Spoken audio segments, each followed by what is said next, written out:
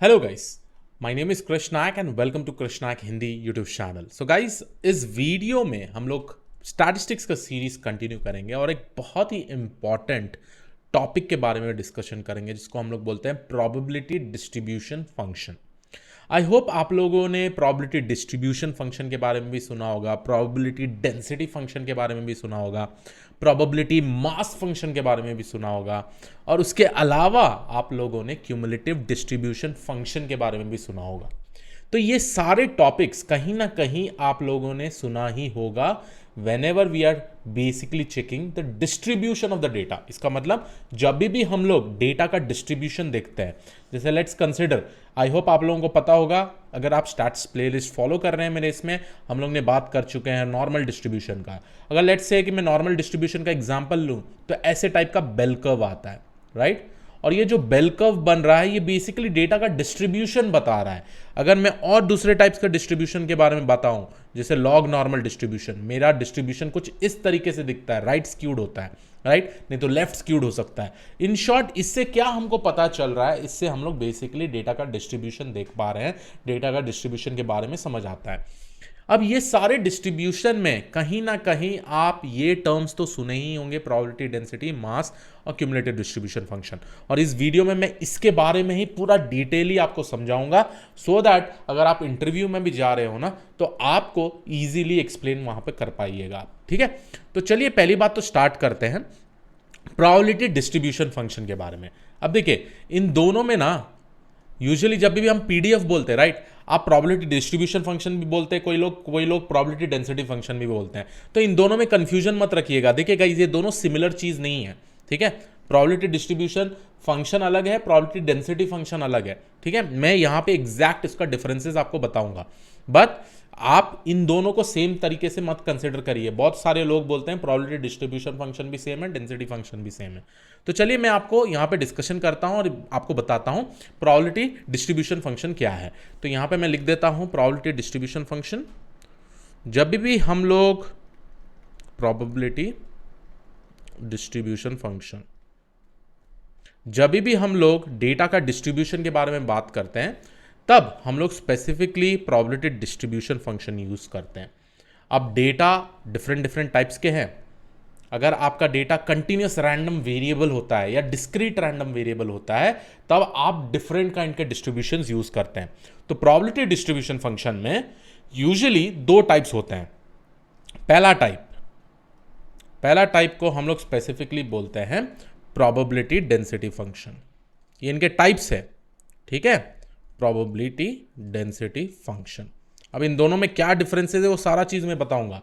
जो दूसरा टाइप होता है इसमें, इसको हम लोग बोलते हैं probability mass function. Probability mass function मैं आपको एग्जैक्ट डिफरेंसेस दोनों का सब कुछ बता दूंगा, ठीक है, बहुत ही अच्छी तरीके से बता दूंगा, ठीक है। अब प्रोबेबिलिटी डेंसिटी फंक्शन हम लोग कब यूज करते हैं और प्रोबेबिलिटी मास फंक्शन हम लोग कब यूज करते हैं, ये भी आपको समझना काफी ज्यादा इंपॉर्टेंट है। जब भी आपका जो रैंडम वेरिएबल होता है, ठीक है, जब भी आपका जो रैंडम वेरिएबल होता है या डेटा होता है, if it is continuous random variable, ठीक है, तो यहां पे जब भी आपका डेटा कंटिन्यूअस रैंडम वेरिएबल हो, कंटिन्यूअस रैंडम वेरिएबल हो, तो उसका डिस्ट्रीब्यूशन चेक करने के लिए हम लोग स्पेसिफिकली यूज करते हैं प्रोबेबिलिटी डेंसिटी फंक्शन, ठीक है। फिर से मैं रिपीट कर रहा हूं, जब भी आपका डेटा कंटिन्यूअस रैंडम वेरिएबल हो तो इसका डिस्ट्रीब्यूशन चेक करने के लिए हम लोग यूज करते हैं प्रोबेबिलिटी डेंसिटी फंक्शन, ठीक है। और इसको हम लोग स्पेसिफिकली बोलते हैं पीडीएफ, ठीक है, और इसको हम लोग बोलते हैं पीएमएफ। अब प्रोबेबिलिटी डेंसिटी फंक्शन दिखता कैसा है वो सारी चीजों के बारे में बताऊंगा अभी, ठीक है। अब प्रोबेबिलिटी मास फंक्शन के बारे में जब भी बात करूं, तो जब भी आपका डेटा होता है डिस्क्रीट रैंडम वेरिएबल, तो जब भी आपका डेटा जो होता है ये होता है डिस्क्रीट रैंडम वेरिएबल, तब इसका डिस्ट्रीब्यूशन चेक करने के लिए हम लोग यूज करते हैं प्रोबेबिलिटी मास फंक्शन। तो ये आपका बेसिक डिफरेंसेस हैं। अभी मैं क्यूमुलेटिव डिस्ट्रीब्यूशन फंक्शन के बारे में बाद में बात करूंगा, ये वीडियो थोड़ा लंबा होने वाला है, स्टेप बाय स्टेप हम लोग सारा चीज़ों के बारे में समझेंगे। तो आई होप आपको इन दोनों का डिफरेंसेस पता चल गया हो, ठीक है। बट अब बहुत सारे लोग क्वेश्चन पूछेंगे, कृष ये रैंडम वेरिएबल होता क्या है, ठीक है, क्योंकि रैंडम वेरिएबल के बारे में भी जानना ज़रूरी है, राइट। तो रैंडम वेरिएबल क्या होता है, let's go ahead and discuss that, ठीक है। रैंडम वेरिएबल, ठीक है। अब रैंडम वेरिएबल मैं एक डेफिनेशन दे देता हूं रैंडम वेरिएबल। चलिए इससे पहले व्हाट आर वेरिएबल्स ये समझते हैं। लीनियर अलजेब्रा अगर आपको थोड़ा सा भी आइडिया हो, 8th 9th स्टैंडर्ड में आप लोगों ने मैथमेटिक्स किया हो, तो आपको प्रॉबेबली लीनियर अलजेब्रा कहीं ना कहीं आप लोगों ने कुछ ना कुछ सॉल्व किया ही होगा, ठीक है। लेट्स कंसिडर कि मेरे पास ऐसा इक्वेशन है x + 5 = 7 और 3y + x = यहाँ पे मैं नहीं तो कुछ लिख देता हूँ 3y + x मेरे को कैलकुलेट करना है, ठीक है। अब इस स्पेसिफिक लीनियर इक्वेशन में, इन दो इक्वेशन में हम लोग स्पेसिफिकली टास्क क्या कर रहे हैं, यहाँ पे हम लोग x का वैल्यू ढूंढेंगे। तो x का वैल्यू क्या होगा, 7 - 5 = 2। तो यहाँ पे हमको पता चल रहा है कि x का वैल्यू 2 है। अब दूसरा वाला इक्वेशन सॉल्व करने के लिए मैं यहाँ पे 3y + 2 कर दूंगा, राइट। और लेट्स से कि यहाँ पे मैं वैल्यू डाल देता हूँ, कुछ 8 वैल्यू डाल देता हूँ, ठीक है, 8 डाल देता हूँ। तो 3y + 2 = 8, then y = 6/3 which is nothing but 2। तो यहाँ पे हम लोग x और y का वैल्यू कैलकुलेट कर रहे हैं। अब इस स्पेसिफिक इक्वेशन से जब अगर मेरे पास एक लीनियर इक्वेशन इस स्पेसिफिक तरीके से, हमको पता है कि x और y का वैल्यू हम लोग इजीली कैलकुलेट कर सकते हैं। तो यहां पे हम लोग जो x और y को बोलते हैं, हम लोग उसको स्पेसिफिकली बोलते हैं वेरिएबल्स, राइट। अब रैंडम वेरिएबल्स क्या होता है, देखिए ये तो हो गया वेरिएबल, आपके पास एक इक्वेशन है, आप जाके कैलकुलेट कर देते हैं x और y का वैल्यूज, ठीक है, और उस तरीके से आपको x और y का वैल्यूज मिल जाता है, उसको हम लोग स्पेसिफिकली बोलते हैं वेरिएबल्स, ठीक है। ये तब बहुत ही क्लियर हो गया आप लोगों को। बट ये वेरिएबल्स और रैंडम वेरिएबल के बीच में क्या डिफरेंस है, तो रैंडम वेरिएबल का डेफिनेशन में यहां पे लिख देता हूं। रैंडम वेरिएबल आई होप आप लोगों को वेरिएबल समझ में आ गया हो, ठीक है। रैंडम वेरिएबल क्या होता है, random variable is the process of mapping the output of a random process. मैं डेफिनेशन यहां पे लिख दे रहा हूं, बाद में मैं आपको डिटेली समझाऊंगा, ठीक है। और experiments to a number,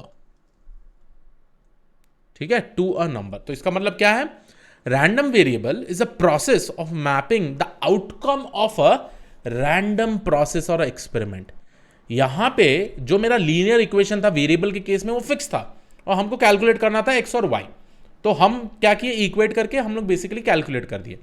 but random variable का जब भी हम बात करते हैं, यहां पे एक मैपिंग प्रोसेस होता है, ठीक है। एक एक्सपेरिमेंट के थ्रू हम लोग एक रैंडम वेरिएबल में वैल्यूज मैप करते हैं और वैल्यूज चेंज होते रहता है जैसे हम लोग प्रोबेबली एक्सपेरिमेंट को चेंज करते जाते हैं, ठीक है। तो चलिए एक एग्जांपल देख लेते हैं, ठीक है। Let's consider an example of tossing a coin.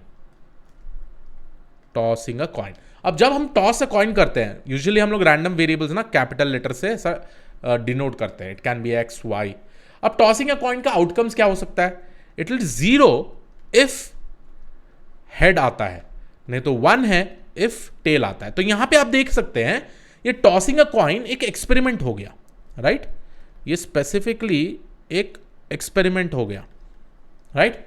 अब जब मैं ये एक्सपेरिमेंट कंडक्ट करवा रहा हूं, ये बेसिकली मैं थ्रो कर दे रहा हूं, तो हेड या टेल आ रहा है। जब हेड आ रहा है तो मैं इसका वैल्यू 0 लिख दे रहा हूं, जब टेल आ रहा है इसका वैल्यू 1 लिख रहा हूं। तो यहां पे हम लोग क्या कर रहे हैं, हम लोग एक एक्सपेरिमेंट का आउटपुट को मैप कर रहे हैं वैल्यू से। तो यहां पे चेंज हो सकता है based on the outcome of the experiment. ये सुपर इंपॉर्टेंट है, based on the outcome of experiment हम लोग कुछ मैप करते हैं। एक और एग्जांपल अगर मैं बात करूं, तो मैं ले सकता हूँ रोलिंग अ डाइस के बारे में। अब रोलिंग अ डाइस में क्या क्या है, ये भी एक स्पेसिफिक एक्सपेरिमेंट है, ठीक है। इसका आउटकम्स आपको पता है क्या क्या आ सकता है, 0 1 2 3 4 5 6, है ना, ठीक है, 0 1 2 3 4 5 6, राइट। तो इसके हिसाब से मैं अलग अलग मेरे वैल्यूज आ सकते हैं। चलिए मैं एक नया एक्सपेरिमेंट कंडक्ट करवाता हूं कंसिडरिंग दिस एग्जाम्पल। तो लेट्स कंसिडर ये मेरा y एक रैंडम वेरिएबल है, मैं यहां पे लिख देता हूं sum of the outcomes of rolling a dice 5 times, ठीक है। तो यहां पे मैं क्या बोल रहा हूं, तुम 5 टाइम्स रोल करो डाइस को, जो भी आउटकम आता है हम उसका समेशन करेंगे, ठीक है। तो ये भी एक रैंडम वेरिएबल में असाइन होगा वैल्यूज, और उसके वैल्यूज चेंज होंगे based on this particular experiment. तो मैं इससे आगे क्या क्वेश्चन पूछ सकता हूं, मैं इससे इजीली ये पूछ सकता हूं, what is the probability of y is greater than और इक्वल टू 15। तब मैं इसका इंटायर कैलकुलेशन स्पेसिफिकली कर सकता हूं। तो ऐसे टाइप के एक्सपेरिमेंट्स, ऐसे टाइप के आउटपुट अगर आपको निकालने हैं तो हम लोग स्पेसिफिकली ये सारा चीज कर सकते हैं। और आई होप आपको डिफरेंसेस पता चल गया रैंडम वेरिएबल वर्सेस वेरिएबल के बारे में, ठीक है। ये एक इंपॉर्टेंट टॉपिक है कि अब हम वापस यहां पे जाएंगे, इसलिए क्योंकि देखिए यहां पे हम लोग कंटिन्यूस रैंडम वेरिएबल के बारे में डिस्कशन कर रहे हैं, तो आपको रैंडम वेरिएबल के बारे में जानना बहुत ही जरूरी है। अब जब भी मैं बोलूं कंटिन्यूस रैंडम वेरिएबल, ठीक है, तो यहां पे वैल्यूज कैसे कैसे आ सकते हैं, अलग अलग टाइप्स के आ सकते हैं। जैसे let's consider an example, weight of a person, तो डेसिमल्स में भी आ सकता है, होल नंबर भी हो सकता है, बट नेगेटिव कभी नहीं होगा, राइट। जीरो हो सकता है, but weight of a person के केस में जीरो होना भी it is not at all possible, है ना। तो हमेशा वो वहां पे देखिए आप, वो वाला वैल्यूज हमेशा कंटिन्यूस होता है। अब डिस्क्रीट रैंडम वेरिएबल के बारे में बात करूं तो मैं कैसे एग्जांपल ले सकता हूं, यहां पे कोई भी आप एग्जांपल ले लीजिए जहां पे होल नंबर हो, ठीक है, rolling a dice, outcome of heads and tails of tossing a coin, वो सारे चीज हम लोग बेसिकली डिस्क्रीट रैंडम वेरिएबल में कंसिडर कर सकते हैं, ठीक है। तो हमेशा याद रखिए गाइस, अभी एक बहुत ही क्लियर फंडा आप ये बना लीजिए, जब भी हम बात करते हैं प्रोबेबिलिटी डिस्ट्रीब्यूशन फंक्शन के बारे में, तो उसमें दो टाइप्स होते हैं, एक होता है probability density function, probability mass function. ये प्रोबेबिलिटी डिस्ट्रीब्यूशन फंक्शन क्यों यूजफुल है, क्योंकि we will be able to understand the distribution of the data. ये पूरा का पूरा मटेरियल्स मैं आपको दे दूंगा, गिटहब में डाल के दे दूंगा, सो दैट आप रेफर करिए, इसको समझिए, बहुत ही अच्छी तरीके से हम लोग इसको अंडरस्टैंड कर रहे हैं। अब इतना तो हो गया, आपको एक बेसिक अंडरस्टैंडिंग मिल गया, ठीक है भाई। प्रोबेबिलिटी डेंसिटी फंक्शन पीडीएफ के लिए मैं कंटिन्यूस रैंडम वेरिएबल लूंगा, प्रोबेबिलिटी मास फंक्शन के लिए मैं डिस्क्रिप्ट रैंडम वेरिएबल लूंगा। तो चलिए और जाते हैं और डीप डाइव करते हैं, ठीक है। तो यहां पर मैं लिख देता हूं, क्योंकि हमको रिलेशन समझना है, प्रोबेबिलिटी डेंसिटी फंक्शन और क्यूमुलेटिव डेंसिटी फंक्शन में क्या डिफरेंस है, वो भी हमको रिलेशन समझना है। तो यहां पे मैं लिख देता हूं प्रोबेबिलिटी डेंसिटी फंक्शन, ठीक है, और उसके हिसाब से हम लोग क्यूमुलेटिव डेंसिटी फंक्शन भी बेसिकली क्रिएट करेंगे, ठीक है। तो अब चलिए इसके बारे में समझते हैं, और यहीं पे हम लोग रिलेशनशिप भी फाइंड आउट करेंगे, what is the relationship between probability density function and the cumulative density function. Cumulative मतलब सारे चीजों को कंबाइन करना।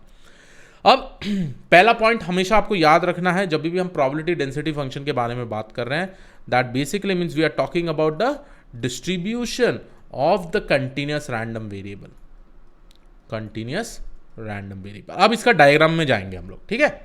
चलिए हम लोग इसका डायग्राम के बारे में समझते हैं। अब यार डायग्राम के बारे में समझने के लिए ना यार, आप ना एक अच्छे से ऐसा डायग्राम बनाएंगे। चलिए यहाँ पे मैंने एक एग्जाम्पल ले लिया है। लेट्स कंसिडर कि मेरा जो रैंडम वेरिएबल x वो जो है it will be the weight of a person. Let's consider कि इसका जो मीडियन वेट है इट इज समवेयर अराउंड 165, ठीक है। तो जब भी हम डिस्ट्रीब्यूशन का बात करते हैं, डिस्ट्रीब्यूशन कैसे क्रिएट होता है, पहले हिस्टोग्राम्स बनते हैं, उसके बाद उसके ऊपर स्मूदन करेंगे हिस्टोग्राम को, तो हमको ऐसे टाइप का कर्व मिलता है, राइट, ठीक है, ऐसे टाइप का कर्व मिलता है, ठीक है। आई होप आप लोगों को ये कर्व आप लोगों ने बहुत बार देखा होगा, क्योंकि मैंने अपने प्लेलिस्ट में सारा चीज़ को डिफाइन किया है, ठीक है। अब जो एक्स एक्सिस में वो तो मेरा रैंडम वेरिएबल है, तो वाई एक्सिस में क्या होगा, वाई एक्सिस में इस केस में होगा अपना प्रोबेबिलिटी डेंसिटी, ठीक है, प्रोबेबिलिटी डेंसिटी, ठीक है, प्रोबेबिलिटी डेंसिटी हम लोग बेसिकली बोलते हैं। तो लेट्स कंसिडर कि अभी के लिए ना प्रोबेबिलिटी डेंसिटी का वैल्यूज ऐसे है 0.01 0.02, 0.03 और ये जो रीजन है, ये जो पीक है, इसका प्रोबेबिलिटी डेंसिटी है 0.04 और ये जाता है 0.05। ठीक है, तो मैंने ऐसे कुछ डिफाइन कर दिया है। ये मेरा मीडियन हो गया, ठीक है, ये मेरा मीडियन हो गया, ठीक है। और जो मेरा रैंडम वेरिएबल एक्स है, हम लोग उसका जो प्रोबेबिलिटी डेंसिटी फंक्शन है, प्रोबेबिलिटी डेंसिटी जो डिस्ट्रीब्यूशन है ये रैंडम वेरिएबल का, इस तरीके से डिफाइन किए हैं। ठीक है, इसको हम लोग स्पेसिफिकली बोलते हैं पीडीएफ, ठीक है, प्रोबेबिलिटी डेंसिटी। बट अब आपको समझना है ये प्रोबेबिलिटी डेंसिटी बता क्या रहा है भाई, बता क्या रहा है? क्या ये एरिया अंडर द कर्व बताता है? आंसर है नहीं, ये एरिया अंडर द कर्व नहीं बताता है। एरिया अंडर द कर्व आपको बताना है ना, तो मैं स्पेसिफिकली इसको यूज करूंगा क्यूमुलेटिव डेंसिटी फंक्शन। तो मैं साइड में क्यूमुलेटिव डेंसिटी फंक्शन को भी ड्रॉ कर देता हूं और हम दोनों फाइंड आउट करेंगे बेसिकली इन दोनों के बीच में रिलेशनशिप क्या है। और बहुत ही इंपॉर्टेंट रिलेशनशिप है गाइस, आपको समझना बहुत ही ज़्यादा इंपॉर्टेंट चीज़ है। ठीक है, अब क्यूमुलेटिव डेंसिटी फंक्शन में हमारा जो डायग्राम स्पेसिफिकली जो बनता है वो इस तरीके से बनेगा। देखिए मैं यहाँ पे लिख देता हूँ, हमारा जो डायग्राम है वो इस तरीके से बनेगा। ठीक है, तो चलिए मैं यहाँ पे बना देता हूँ। तो डायग्राम जो हमारा है वो कुछ इस तरीके से बनेगा, हमारा जो क्यूमुलेटिव डेंसिटी फंक्शन का है। तो यहाँ पे आपको पता है कि एक्स एक्सिस में तो ऐसा कुछ एस शेप में बनता है, एस शेप। ठीक है, और क्यूमुलेटिव डेंसिटी में हमेशा आपको याद रखना है इसका वैल्यूज जो है रेंजिंग बिटवीन 0 to 1 है। और यहाँ पे जो होता है मेरा एक्स रैंडम वेरिएबल होगा, the same x random variable जो वेट है। और इसके अलावा जो हम लोग यहाँ पे लिखेंगे इसको हम लोग बोलते हैं क्यूमुलेटिव प्रोबेबिलिटी। ठीक है, अब आपको सबसे इंपॉर्टेंट डिफरेंस पता रहेगा गाइस, अगर आप ये चीज़ समझ गए ना, कोई भी इंटरव्यू क्रैक करने के लिए बहुत ईजी हो जाता है, क्योंकि आपको एक फंडामेंटल बेसिक नॉलेज, आपका जो बेस है वो काफ़ी ज़्यादा स्ट्रांग हो जाता है अगर ये कॉन्सेप्ट पता है तो। ठीक है, what is the differences between PDF and cumulative distribution function, ये इंटरव्यू क्वेश्चन में भी आया हुआ है, right. What is the relationship between PDF and CDF, कैसे आप इन दोनों को रिलेट कर सकते हैं। ठीक है, तो जैसे मैंने बोला, ठीक है, अब इस केस में लेट्स कंसिडर कि अगर ये मेरा वैल्यू यहाँ पे मैं लेट्स से मैं लिख देता हूँ 180। ठीक है, और ये मेरा सेंटर वाला वैल्यू क्या है? ये सेंटर वाला वैल्यू है 165। ठीक है, अब ये सेंटर वाला वैल्यू को अगर मैं मैप कर दूँ, ठीक है, और यहाँ पे मैप कर दूँ तो ये मेरा वैल्यू 0.5 होगा, राइट, क्योंकि ये दोनों के बीच में 0.5। ठीक है, तो ये सेंटर वैल्यू क्या बोलता है? देखिए ये सेंटर यहाँ पे रीच हो रहा है, राइट, दैट बेसिकली मीन्स ये 50% ऑफ द डेटा यहाँ पे अवेलेबल होगा। आपका जो 50% ऑफ डेटा है वो यहाँ अवेलेबल है और रिमेनिंग 50% ऑफ डेटा है जो है यहाँ पे अवेलेबल है। अब देखिए जब मैं ये पीडीएफ वाला वैल्यू सीडीएफ में देखूंगा, जब ये डायग्राम मिलता है मेरे को, ठीक है, तो यहाँ पे भी क्या हो रहा है, यहाँ पे भी देखिए हमारा जो ये है क्यूमुलेटिव डेंसिटी फंक्शन ये बनते गया है, राइट। ये कैसे बनते गया है? हम लोग क्या करते हैं, क्यूमुलेटिवली इस वैल्यूज को ऐड करते जाते हैं, ये एरिया अंडर द कर्व को ऐड करते जाते हैं। ठीक है, एरिया अंडर द कर्व को ऐड करते जाते हैं। अब जैसे ऐड करते जाएंगे वैसे वैसे मेरे वैल्यूज बनते जाएगा। देखिए अब यहाँ पे हमको पता है 165 अपना मिडल वाले पोजिशन में, इस एरिया को हम लोग बेसिकली बोलेंगे 50% ऑफ द एरिया। अब यहाँ पे भी जब मैं बात करूँ, ये जो मेरा क्यूमुलेटिव एरिया है ये भी 50% ऑफ द एरिया है, उसीलिए मेरे को इस तरीके का वैल्यू मिल रहा है, राइट, 50% ऑफ द एरिया। इसका मतलब अगर लेट्स से कि मैं एरिया अंडर द कर्व 180 का वैल्यू के लिए निकालूं तो ये मेरा एरिया होगा, राइट। तो लेट्स कंसिडर कि ये कुछ एरिया है, लेट्स से कि मैं यहाँ और आगे जाता हूँ 170 जाता हूँ, उसके बाद मैं area under the curve calculate करने के लिए क्या करूँगा, मैं ये एरिया प्लस ये एरिया को समेशन करूँगा, और यही चीज़ मैं यहाँ पे कर रहा हूँ। तो जब तक मैं 165 तक आऊँगा तब तक मेरे को 50% ऑफ द एरिया में मिल जाएगा, right. Area under the curve, इसको बोलते हैं area under the curve, right, area under the curve, area under the curve.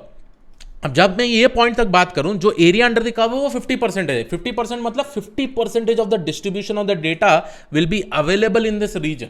आपको ये समझना बहुत ही ज्यादा जरूरी है, राइट। तो ये मेरा एरिया हो गया। अब क्यूमुलेटिव डेंसिटी फंक्शन से क्या होता है, हम लोग आगे का एरिया भी कैलकुलेट कर सकते हैं। लेट्स से कि यहां पर अगर मेरा 180 है तो इसका जो एरिया आ रहा है ये पूरा का पूरा एरिया कितना होगा, तो ये प्रॉबेबली लेट्स से कि 180 यहां पर है, मेरा 180 यहां पर है, तो ये जो होगा ये मेरा टोटल एरिया होगा 180 के नीचे, राइट। तो ये मेरा पूरा का पूरा एरिया होगा।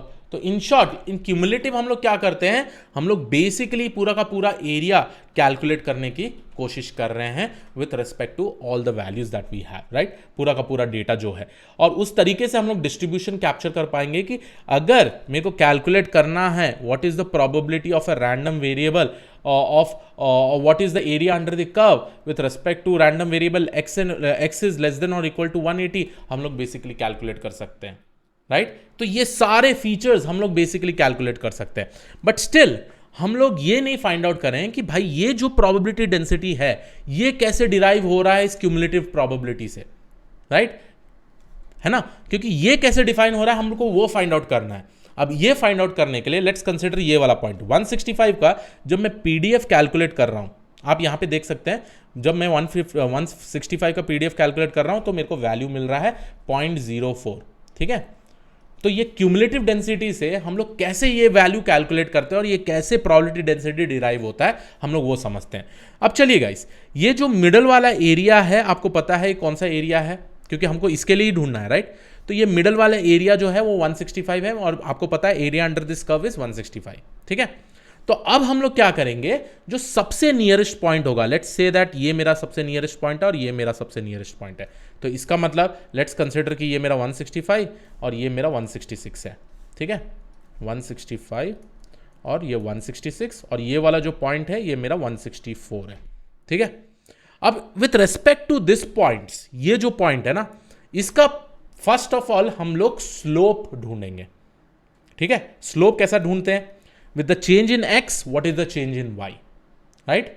अगर मेरा एक्स में एक यूनिट बदल रहा है तो वाई का यूनिट कितना बदल रहा है ये हमको कैलकुलेट करना है, ठीक है। तो लेट्स कंसिडर इसका जो स्लोप है, और जब भी मैं बात करता हूं कर्व वाले लाइन का ना, हम लोग स्पेसिफिकली डेरिवेटिव फाइंड आउट करते हैं।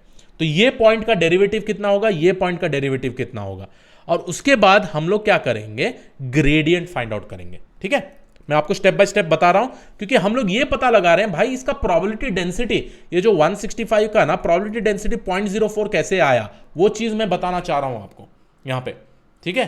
वो चीज आपको बताने की कोशिश कर रहा हूं। उसके बाद आपको रिलेशनशिप मिल जाएगा कि क्यूमुलेटिव प्रोबेबिलिटी जो सीडीएफ फंक्शन है और पीडीएफ फंक्शन का क्या रिलेशनशिप है, जो काफी ज्यादा इंपॉर्टेंट होगा, ठीक है।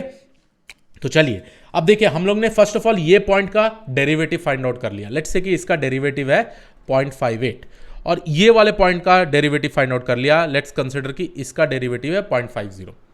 अब हम लोगों को जो नेक्स्ट टास्क करना है ये वैल्यू फाइंड आउट करने के लिए, वो है ये लाइन का हम लोगों को डेरिवेटिव ग्रेडियंट फाइंड आउट करना है। इसका क्या फाइंड आउट करना है, ग्रेडियंट।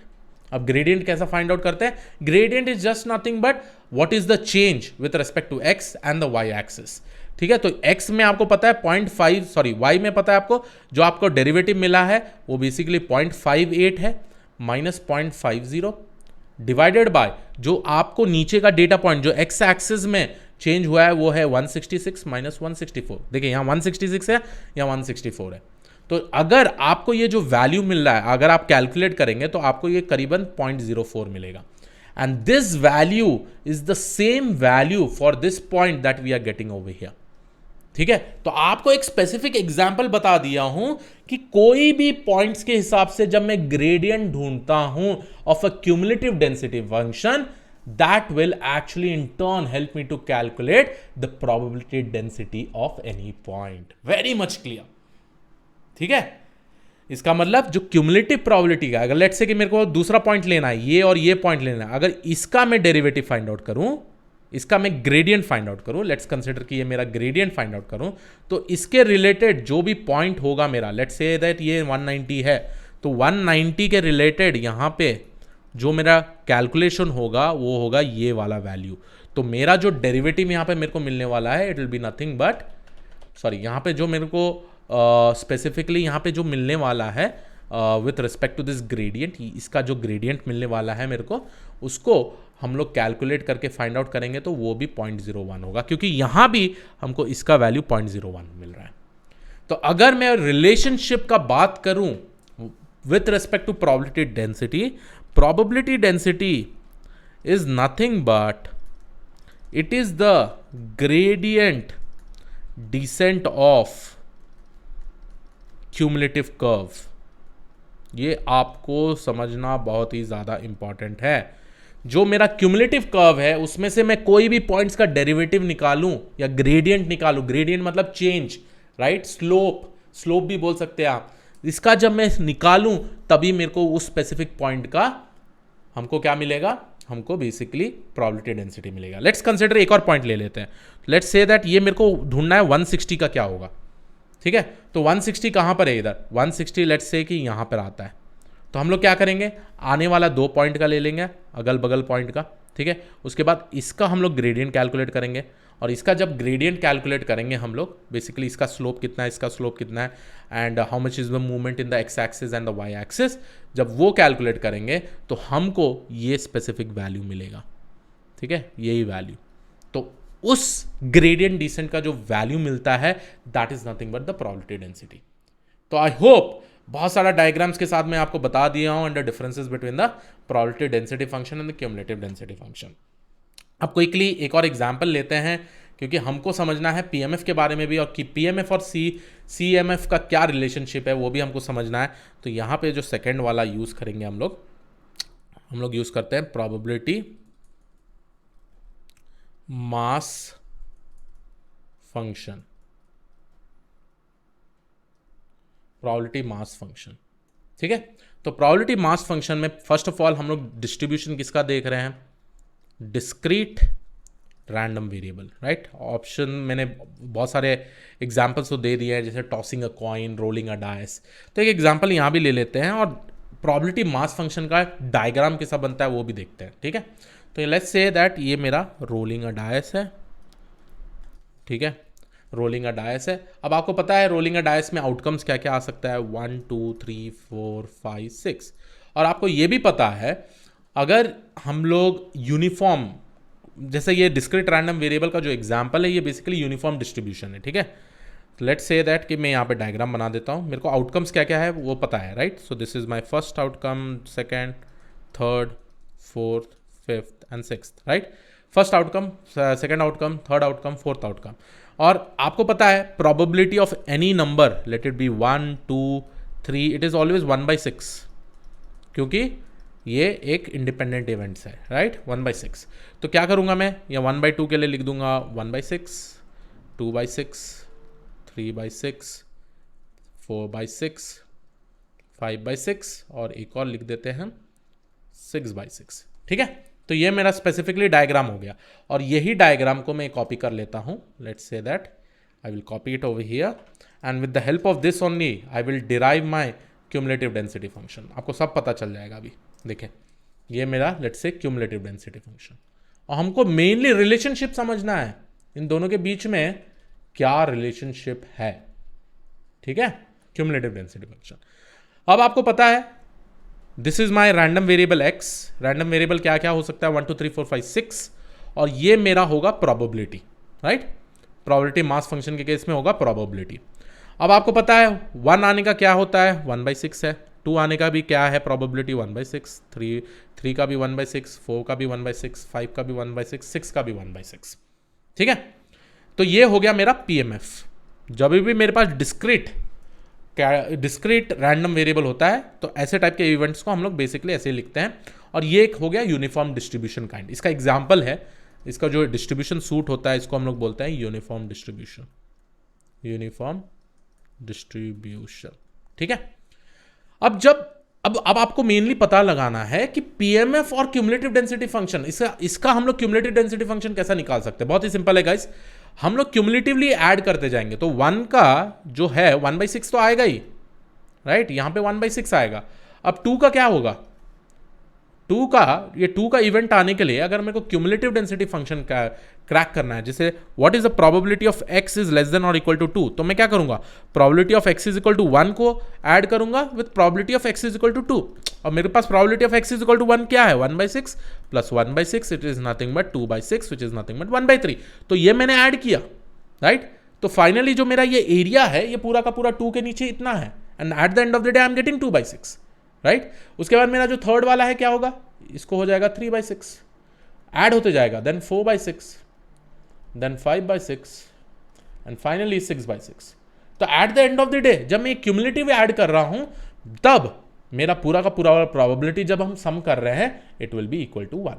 ठीक है, तो अगर मैं क्वेश्चन पूछूं what is the probability of x is less than और इक्वल टू 6, तो मैं यहां लिख सकता हूं probability of x is equal to 1 plus probability of x is equal to 2 plus probability of x is equal to 3 plus probability of x is equal to 4 plus probability of x is equal to 5 plus probability of x is equal to 6, और ये मेरा value हो जाएगा पूरा का पूरा 1 जो मैं सबमिशन करूंगा। तो आई होप आपको ये पूरा का पूरा समझ में आ गया हो क्या क्या चीज डिस्कशन किए हैं हम लोग। पहली बात तो मैं क्लियरली आपको समझा देंगे प्रोबेबिलिटी डिस्ट्रीब्यूशन फंक्शन होता क्या है। This is mainly for the distribution of the data. इसमें दो टाइप्स होते हैं, probability density function, probability mass function, और हम लोग ने ये रिलेशनशिप भी देख चुके हैं क्यूमुलेटिव डेंसिटी फंक्शन के साथ। तो ये पूरा का पूरा मटेरियल्स मैं आपको गिटहब में दे दूंगा, रिवाइज करिए। This was it from my side. I hope आपको ये वीडियो अच्छा लगा हो। अगर अच्छा लगा हो प्लीज़ मेक श्योर करिए, ज़्यादा से ज़्यादा शेयर करिए और सब्सक्राइब करिए चैनल को, आपके फ्रेंड्स को दे दीजिए जो लोग अफोर्ड नहीं कर पाते courses. So yes, this was it. I will see all in the next video. Thank you, take care, bye bye.